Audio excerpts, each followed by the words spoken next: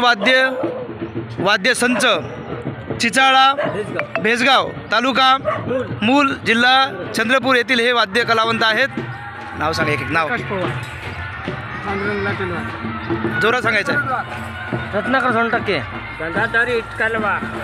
श्रावण गोरडवार, लक्ष्मण वगैरे हे सगळे कलावंत आहेत जे परत वाद्य वाजवित आहेत।